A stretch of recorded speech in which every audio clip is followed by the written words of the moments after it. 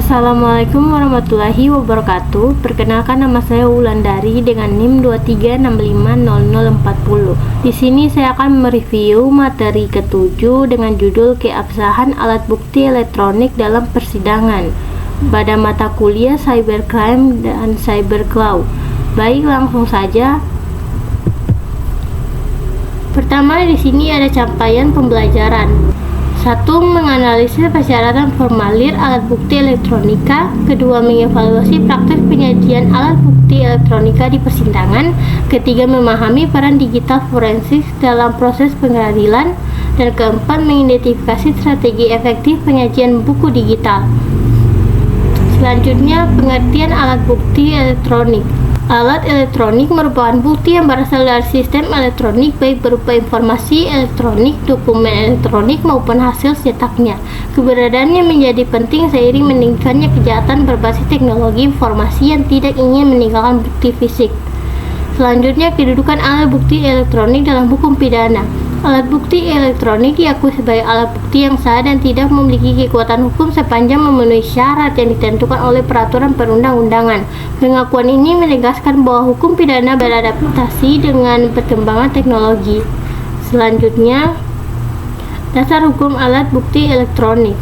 Pengaturan alat bukti elektronik di Indonesia merujuk pada Undang-Undang Informasi dan Transaksi Elektronik UU ITE. UU ini menjadi landasan utama yang mengatur penggunaan informasi dan dokumen elektronik dalam proses hukum.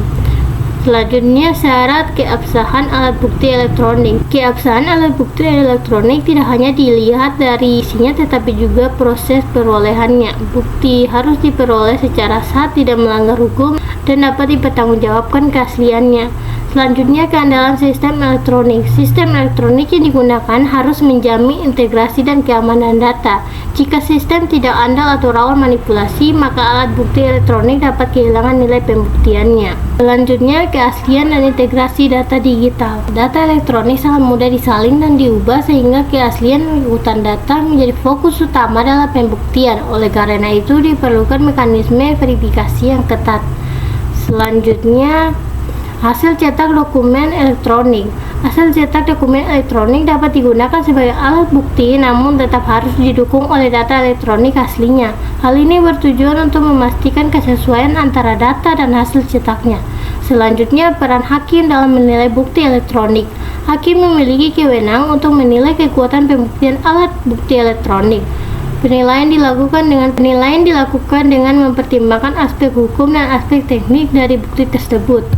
Selanjutnya, peran digital forensik. Digital forensik berfungsi untuk memastikan bahwa data elektronik yang diajukan sebagai bukti tidak mengalami perubahan. Proses ini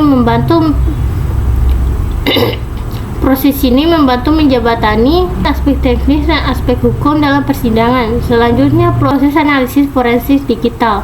Analisis forensik dilakukan secara sistematis dan terkomendasi. Setiap tahap pemeriksaan harus dilakukan dengan hati-hati agar tidak merusak atau mengubah data asli. Selanjutnya, chain of custody dalam bukti elektronik. Rantai penguasaan barang bukti menjadi faktor penting dalam penjagaan keabsahan bukti elektronik. Ketidakteraturan dalam rantai ini dapat melemahkan posisi bukti di persidangan. Selanjutnya, tantangan pembuktian elektronik. Pembuktian elektronik menghadapi berbagai tantangan seperti keterbatasan sumber daya manusia dan kompleksitas teknologi yang digunakan dalam kejahatan cyber. Selanjutnya, keterbatasan aparat penegak hukum. Tidak semua aparat penegakan hukum memiliki kemampuan teknis di bidang teknologi informasi. Hal ini dapat mempengaruhi efektivitas penanganan bukti elektronik. Selanjutnya, pentingnya kerjasama multidisiplin. Kerjasama antara aparat hukum dan hasil teknologi informasi menjadi sangat penting. Kolaborasi ini diperlukan untuk memastikan pembuktian berjalan secara akurat dan adil. Selanjutnya, bukti elektronik sebagai bukti utama. Dalam kasus tersebut, alat bukti elektronik dapat menjadi bukti utama. Hal ini terjadi apabila data digital memiliki keterkaitan langsung dengan tindak pidana yang diperiksa. Selanjutnya, dinamika perkembangan teknologi.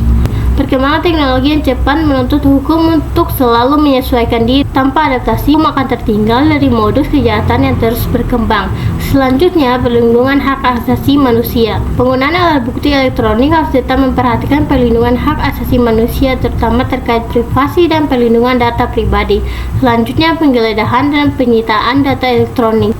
Tindakan penggeledahan dan penyitaan data elektronik harus dilakukan berdasarkan prosedur hukum yang sah. Tanpa sadar, hukum tindakan tersebut dapat dianggap sebagai melanggar hukum. Selanjutnya, peran bukti elektronik di masa depan. Bukti elektronik diperkirakan akan semakin dominan dalam proses peradilan seiring meningkatnya aktivitas digital masyarakat. Selanjutnya, modernisasi sistem peradilan pidana.